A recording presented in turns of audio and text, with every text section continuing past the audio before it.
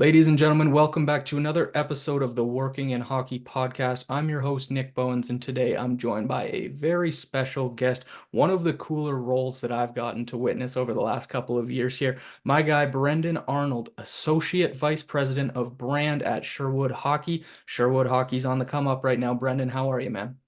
I'm doing fantastic. How are you doing?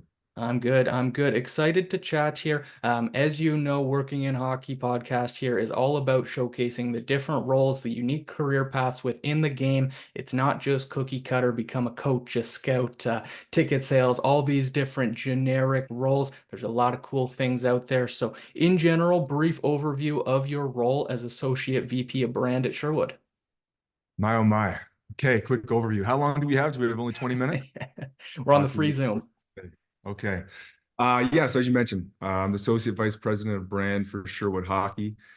And essentially my role, oh boy, day-to-day, overall, high-level strategy. I mean, we as a Sherwood unit, we have, spent the last 5 years reviving this brand, and roles and titles and responsibilities for everyone on the team have changed, evolved drastically, just because we started out as a brand that had no brand playbook. The brand's been around for decades, but when we picked up the brand in 2018, we literally had nothing to go on other than the fact that the brand had a heartbeat. But we had to completely renovate it to be able to bring it back to life. So when it comes to roles and responsibilities, high level from a branding standpoint, my job is to build the brand, protect the brand, and grow the brand. And there's small details within each one of those steps that allow us to ensure that the end result that comes to the consumer, that comes to the fan, that comes to the player is what we have envisioned from the beginning. And our goal of creating this disruptive challenger brand that looks at the hockey environment, looks at the white space, and figures out what can we give the sport of hockey that consumers don't get today. And originally, what we targeted in on was creativity, self-expression, and individuality. So when you think about my role within the team, we always look through those three lenses when creating anything for this brand, whether it be product, whether it be signing athletes, whether it be community activations. Those three things have to hold true to allow us to be our organic, natural self and differentiate us within the hockey environment. Let's face it, Nick, like hockey for the most part over the past number of years has been a little dry, right? It doesn't have the excitement, the flair, the edge that a lot of other national sports may have or international sports may have. And we wanted to bring that energy, that swag to hockey to allow us to stand out on the wall, to stand out as a brand that this younger consumer can see themselves in. So we believe that there was this younger consumer group that was coming into the sport of hockey that didn't necessarily fit into the box that other hockey brands may try to force those individuals into.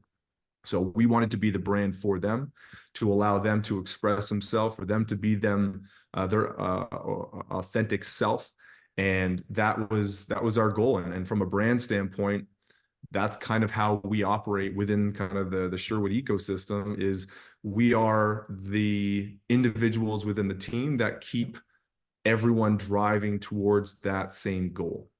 And it's difficult. It is very difficult because as you get success, as you get growth, the urge to be more safe, to be a little bit more vanilla is the easier road, because let's face it, there's a lot of brands, there's a lot of product out there that is just a sea of sameness.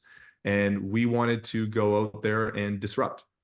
And to continue to disrupt, you have to have tough conversations. You have to have challenging conversations. As an AVP of brand, that's essentially what we need to do. We have to have that conflict because at the end of the day, we need to be different. We need to offer the consumer something different. And from the brand management standpoint, that's the policing that we need to do to be able to get to that end goal of a consumer being excited walking into a hockey store or a sports store and seeing the Sherwood brand come to life. It looks different, it feels different, it smells different, and that's the goal. We wanted to carve out our own little space within hockey, plant that seed, and let it grow. And honestly, Nick, we're growing, and it's been a 100%. phenomenal ride. But from a branding standpoint, I have a team underneath myself. For brand, we have marketing, we have PD, we have R&D, we have QA, we have in-store, we have everything kind of built now within the Sherwood team. But brand works with everyone, just ensuring that, like I said, that vision, that initial vision that we wanted to come in and disrupt this hockey space with that vision holds true still today. No, very well said. And I think there's some powerful messages in there. And one that sticks out to me that you always reference is just being a disruptor, right? I think Sherwood has definitely encapsulated that. I think disruptor is probably an overused buzzword in general 100%. business, but in 100. hockey, to your point, there's been no disruptors. Nothing's changed. Everything's traditional. Everything's old school. Talk to me about kind of the difficulties, the challenges, pushing through being that first real disruptor. It's very hard, to tell you the truth. It is extremely hard.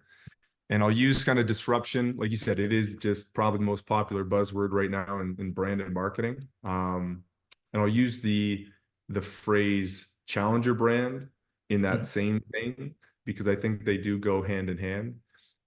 First and foremost, you have to have the stomach to be really disruptive, Mhm. because disruption is making people uncomfortable, and it's challenging the conventions that are considered norms within an industry.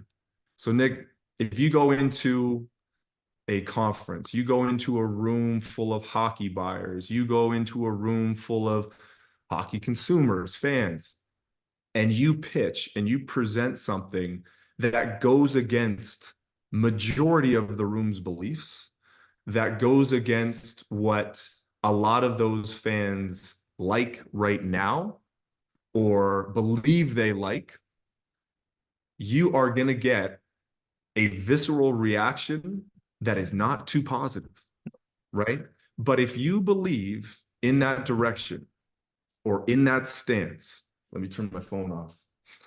Blowing up. People must be watching this live and just blowing up the phone. If you go into that room and you pitch that idea, you pitch that stance, that's the reaction you're going to get. You as a brand, as an AVP, as a manager, whatever it may be, you have to have the stomach and the thick skin to be able to take that feedback, because it's not all going to be positive. You are creating a brand for a very specific group of individuals that isn't necessarily the majority. And if you're not creating something for quote unquote everyone, that leads to a lot of disdain from some individuals about your brand. Now, I'll go back in the time tunnel and I'll go back to 2019. So we took over the brand in 2018. We pitched the new brand out to hockey retailers, buyers, what have you, in 2019. Okay. And it was a very different looking hockey brand. Let's face it, 2019 is not 2024. You see a lot more now, I would say, of that creativity and self-expression now in the sport of hockey. Still has a long way to 100%. go, but back then, even that was 5 years ago. Yeah. Back then, it hardly existed at all. So when we go into these rooms, and I was pitching people that have been in this hockey business for decades. So they're used to seeing quote unquote vanilla. They're used Yeah. to seeing safe. Yeah. And then all of a sudden, this guy comes up in front of them and pitches them this wild idea about creativity, self-expression, individuality, and here's what our new stick is going to look like. It's this full-length camo with the most historic Sherwood names built into that camo. It has Morse code going up and down it. Here's our marketing campaign. I literally got booed out of the room. I was told that this brand was going to fail, that I'm going to kill this brand, that no NHL player would ever play with this brand. You have to have the stomach, and that's what I mean by it, because if you truly believe in your direction and it's kind of based on the data, It's based on your consumer research. It's based on your position, but it's also based on a little bit of gut as well. And you combine that, and if you continue to be confident, then you're going to stick your neck out there. And what happens when you stick your neck out there? Well, you can win the race by sticking your neck out there, or you can get your neck chopped off. And luckily for us, we hit the mark. Now, we were early. We were extremely early to the party, I would say, that a lot of people, and that's what disruption is. True disruption is giving someone or giving a consumer something that they may not even know that they wanted, or they may not even want right now. But in a year and a half, you are going to be the brand that's going to be the front runner because you got in there early. It's a risk. It's a risky business to be in. And it's not just hockey. Any consumer good, any sporting goods company, any brand, if you want to be a disruptor, if you want to be a challenger, you have to be prepared for an extremely bumpy road at the beginning. But that bumpy road should continue, because if you are still on that bumpy road, you know you're still in the path of disruption. Yep. If you all of a sudden hop onto that road and it's a nice, smooth asphalt, you know that you've gone into the norms. You now are catering to the masses. You're now catering to the majority. And I think for us, keeping that niche, keeping that element of disruption and surprise, and giving consumers something that may be extremely different, that has never been really brought to the hockey world before, that's what we as a Sherwood brand want to continue to do. Because let's face it, hockey has a ways to go, in my eyes, in terms of reaching levels that would put hockey on the same playing field as football, basketball, tennis, golf, all these other sports that I believe have evolved with the consumer. Hockey is late to that party, right? They are late to that party for majority of, or for a number of reasons. But I believe that brands like us, like Sherwood Hockey, leading that charge, the tip of the spear that is giving consumers something to think about, that is breaking down these walls to allow hockey to breathe, to allow creativity to flourish in dressing rooms, with players on the ice, with product, with these collabs that we're bringing to life. It just makes a better game. It makes a bigger game. And when you create a bigger game, everyone is beginning to win. No, I think that's very well said on the disruption, the stomach for challenging. And the one thing that I think I'll pull off of what you said there is not everything's for everybody, right? I had a conversation with a buddy the other day, and it's a ridiculous conversation in its premise, but what brands are in every single one of you and your friends' houses? Kleenex, No Name. Yeah. That's kind of it. Like there's not too many, right? So when you're making something, whether it's hockey products, whether it's social media content, whatever it is, it's not for everyone. And I think that's something that people a lot of times get hung up on, right? Totally. And I mean, there's a lane for everyone. You can build a brand and you can start to say, we want to be for everyone. And our relationship with the consumer is going to be based off of availability and price. If you go off of those two things, hey, you can put yourself in all the different retailers in the world, because you're going to be the lowest price and you're going to be available to everyone. So you have chosen that direction. But if you are not the lowest, that whole thing is a race to the bottom, right? If you're not the lowest and you're the second lowest, you're in trouble. But for us, knowing that there are 800-pound gorillas in this space within hockey, within the brand side of things, we couldn't go after it using their same playbooks. Sure. Because our brand coming in just using the same playbook as the others, we're not going to stand out. We're not going to get noticed. So our direction from the very beginning of why that first hockey stick, the one that, yeah, it's up on the wall. It's the second up from the 75 stick. So the code 5. The reason why that stick was designed was to create conversation, right? It's not the sexiest, coolest stick in the world, right? But it is extremely different. And the whole idea was to put that into the NHL, partner with the right athletes, and get consumers and get fans to do a double take and say, what's that? What's Matthew Tkachuk using? Is that Sherwood? Sherwood's back. It is a strategy to go after uniqueness and disruption on ice, off the ice, what have you, but it's using a playbook that is special and unique to us, to allow us to find the chinks in the armor to be able to start to make some inroads. Totally. No, there's no cookie cutter when you're trying to change the game. I think that's a takeaway there. I think it's grown a lot over the last couple of years to the external eye, right? And, I've used all the products. I love them. I love the creativity. There's some of the biggest names in the NHL using them. We see those big moments, whether it's the All-Star game, whether it's Bedard using a Team Canada stick, whether it's the different influencer events you guys have. But behind the scenes, as AVP of brand, what are some of the biggest moments that, game changing, defining moments that led you to get back to where Sherwood is today? Oh man, there's a list, and you can have as many strategies as you want. You can spend as much time digging into the data and insights and consumer research, but with all of that, you still need a little bit of luck. You still need a little bit of luck. And they always say to be great, you got to be lucky. And I do believe that Sherwood is on the path to greatness. But we also have been very fortunate with how things have transpired with our brand. Timing is also you have no say in terms of how timing will kind of impact your brand. But when I think back about how this whole thing came about, first and foremost, I think signing Matthew Tkachuk was huge for us. Yep. When we sat down and we looked at the list of athletes that were in the NHL that were potentially becoming available, Tkachuk was always at the top of our list. He is an athlete that marches to the beat of his own drum. He's different. He's unique. He embodies everything that we are as a brand. And he was our target from day number one. And once again, timing. He was just finishing a deal with another brand. So the timing was right for us to jump in and start chatting with him.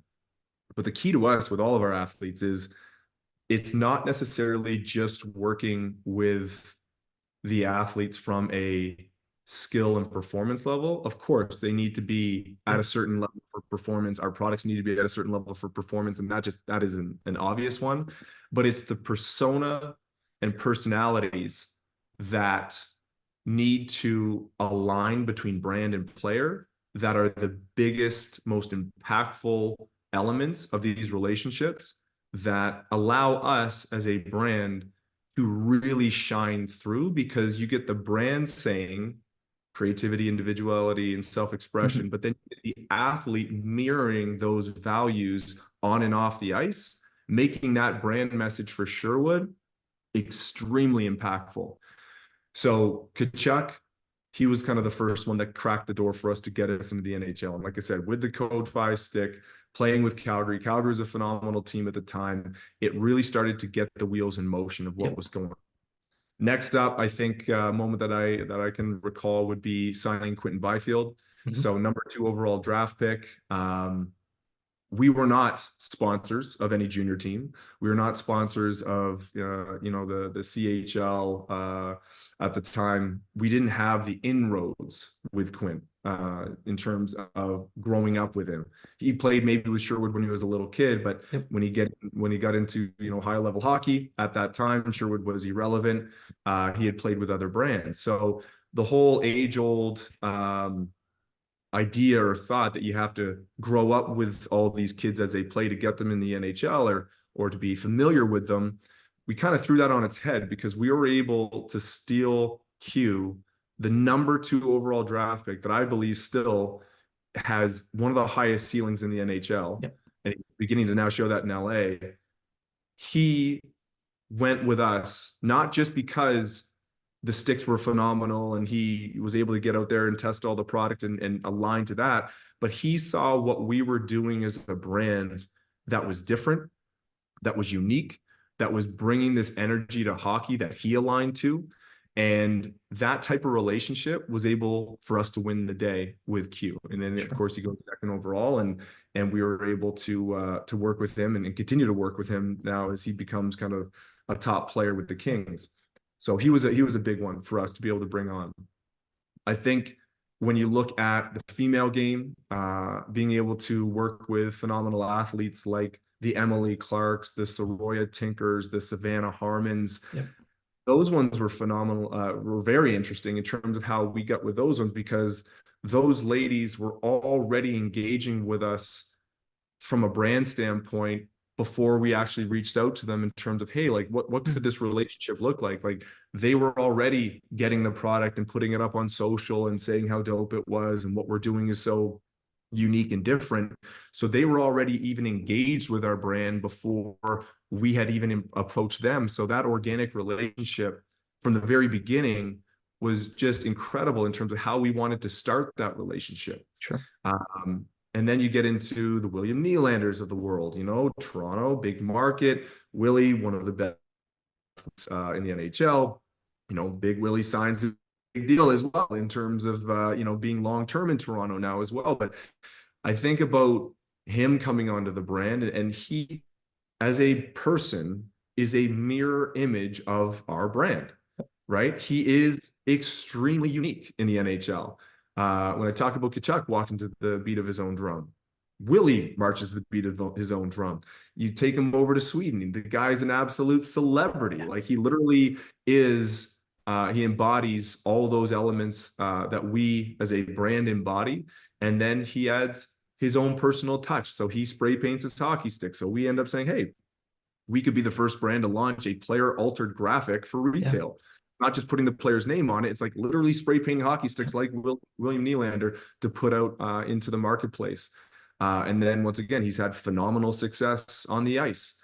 So those two things hand in hand have just been incredible for our brand. But we sign him and he becomes better. So that luck of us saying, hey, let's sign this guy here because we believe in this athlete, this personality, and the direction of Willie. And then sure enough, he goes on to, you know, basically score 100 points this past year. Yeah. And then it takes me to Bedard. And that one, I think, is the one that broke this whole thing open. A lot of people still have no idea how that happened in terms of one of the biggest names to ever come into the sport of hockey.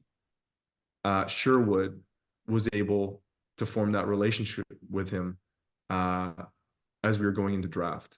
Yeah. And I think people still have their jaws on the ground that was able to happen. I almost do, to tell you the truth, because when you look at Connor and you look at his aura and you look at the hype around this kid, and everyone and their dog was after him. Everyone, it was after him. And everyone was throwing the kitchen sink at him and what they could do and what, you know, how they could elevate him and how they could elevate his game. But how did Sherwood end up landing that relationship with Connor? And I think there's a number of things. First and foremost, Connor is an athlete that is so in tune with his product that if you don't have the best product in the world that can be fine-tuned to him and his skill set and his abilities, conversation's already done, right? He's literally not even going to have any type of conversation with you because he knows the tools of his trade will elevate him to what he wants to do as a player in the NHL. We were able to deliver that to him in terms of stick and in terms of glove and other products that, one, I think surprised a lot of people because a lot of people didn't believe that Sherwood was at that level. Yep. And I think that in itself has proven to hockey consumers, fans, players that Sherwood is world-class when it comes to our product and our performance. So check the box on that one. Next up would be the brand side. And I've had, you know, many conversations with Connor about the whole relationship and where it started and how it came about and why, you know, what brought him closer to the brand and his appetite to be different, his appetite to walk his own path, his appetite to align with a brand that isn't vanilla, that isn't cookie cutter, that can work with him on building him unique product, building him LE product, building him partnerships, getting him into the collabs, giving him the energy and hype that I think he wants to see in hockey that Sherwood has been able to bring to the sport.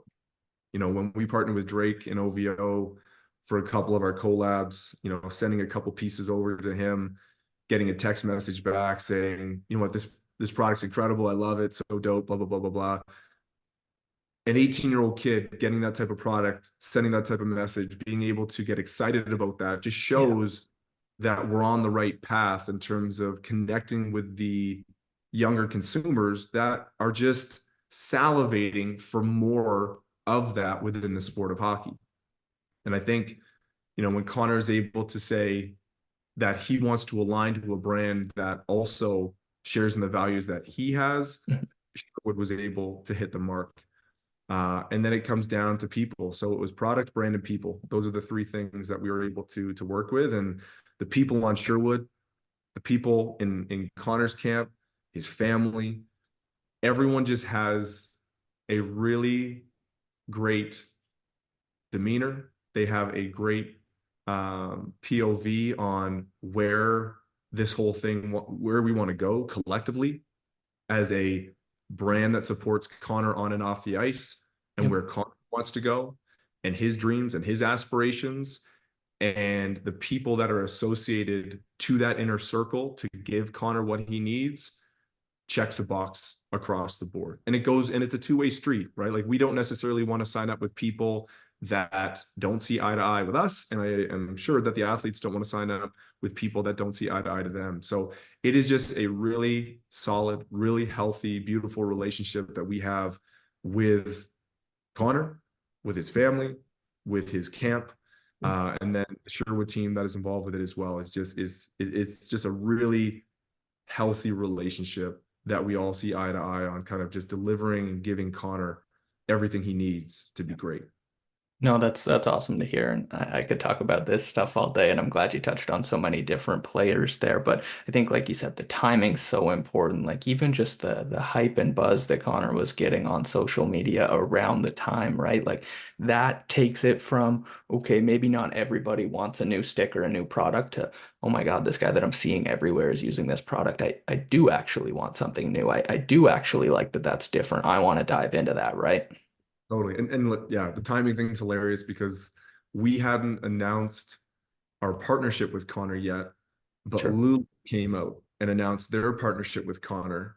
And then Right. what gloves was he using in those ads? And then like, we've never seen an athlete have that much attention. I mean, if you look back at the generational talents that have come into the NHL, a lot of those athletes did not come into the NHL when social media was at the level that it is right now. Yeah. And Connor walking out of his hotel room, Connor walking out of his house, Connor walking from the arena, Connor doing anything is documented. Yeah. And people have their phones out, and reporters are out. And all of this media attention around this kid is different than any other athlete that has had to come into the NHL at that same generational talent level, and there's only a handful. Connor's had to deal with it like not many other people have had to do it. So when we are working with Connor on this partnership, you're starting to see these images leak out of like the Lulu post or Connor coming back from draft or the draft day photos. And then people are starting to put the pieces together of like, we've seen Connor in his backyard, and I think I saw a Sherwood stick in his hand. Yeah. Oh, we saw the Lulu post and he's wearing the Sherwood gloves. Like, does this mean so like that whole storyline was just, I mean, for us, it was fun to watch because we Absolutely. haven't out and announced him yet. And the world is essentially getting these little type of teasers that are breadcrumbs to the bigger story that's going to come when we officially announce them, or when we did announce them last summer. So that was a fun one. That one's going to be in the one of the coolest kind of experience, one of the coolest moments for us as a Sherwood brand, for myself as a brand marketer that I've been a part of. Just being part of that program and that project to bring Connor on last summer was phenomenal. Yeah. Absolutely, absolutely. I think that's a perfect way to transition to yourself there, Brendan. You're a very strategic, very aware guy, but you don't just stumble into an AVP role with a big company. Tell me about your career path, what else you'd been up to before taking this role. Give some light and some advice on that. For sure. Yeah, no. So I'm originally from Dartmouth, Nova Scotia. So East Coaster. Grew up there my whole life. Went to school there. Played university basketball there. Coming out of university, so I did a PR degree at Mount St. Vincent University in Halifax. And sport has always been part of my life. So I wanted to find a career in sport. At the time, Nova Scotia didn't have too much in terms of opportunities to Sure. stay in kind of PR marketing world in sport.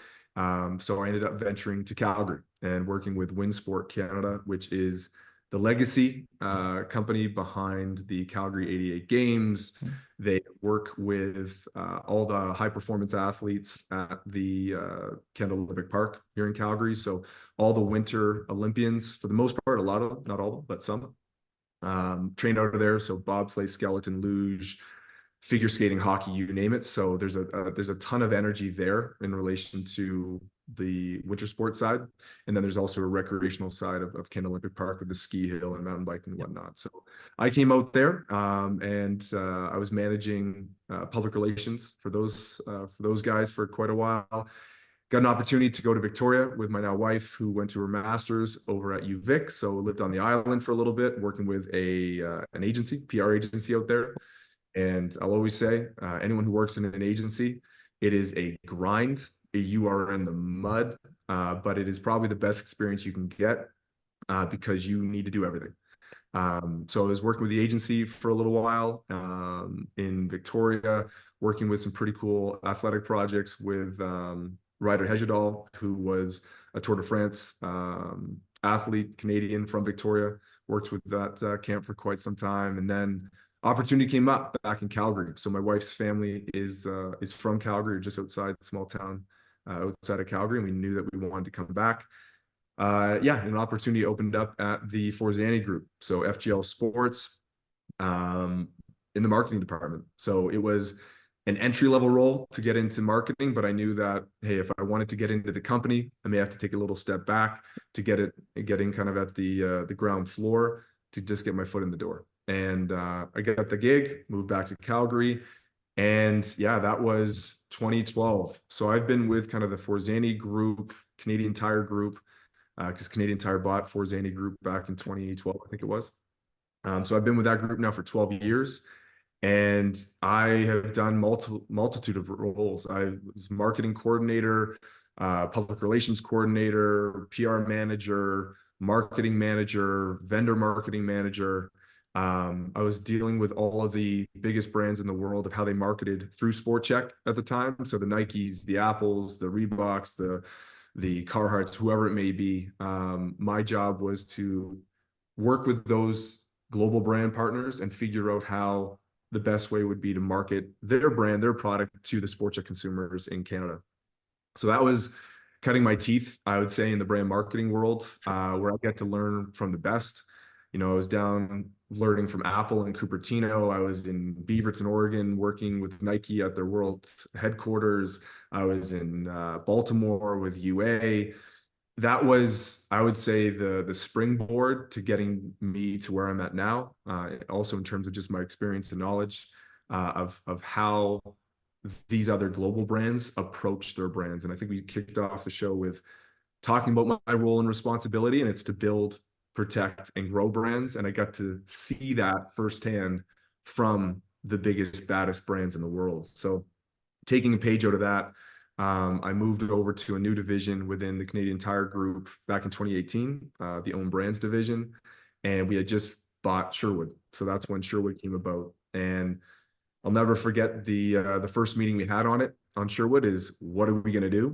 Yeah. And two options were, either we keep it as kind of this entry level, more value centric play for Sherwood, or we try to compete at the top.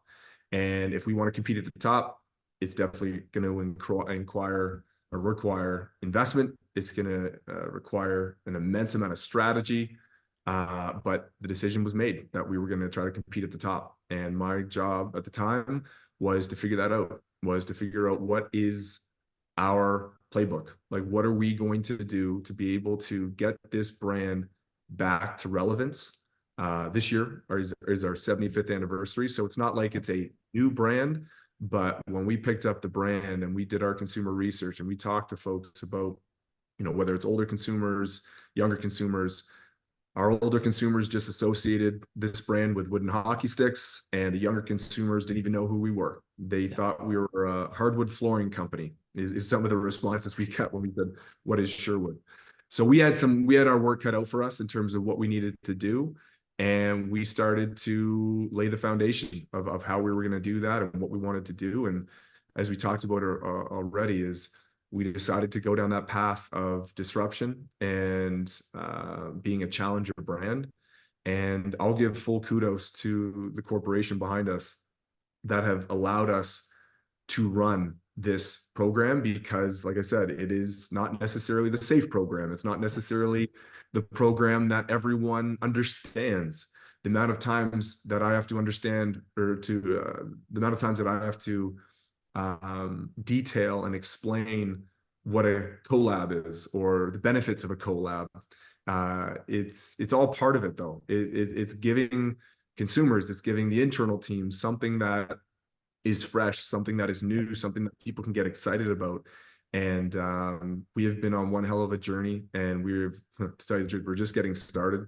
We have so much more coming down the pipe, but ultimately keeping that uniqueness about our brand and that more bespoke approach to hockey, to inject just pure energy, excitement, and hype into the sport, is our ultimate goal. And I think we're on the right pathway. Brendon, this has been amazing. Thank you for sharing all the insight on Sherwood and yourself here. Tell the people where they can find you. Instagram, BA certified on Instagram, and on LinkedIn, Brendon Arnold. So yeah, please send over a friend request, follow, and I'll do the same. Love to get in touch. Awesome. Sherwood is on the way up, guys. Tons of great things already and tons more to come. Thanks for listening to this episode of the Working in Hockey podcast.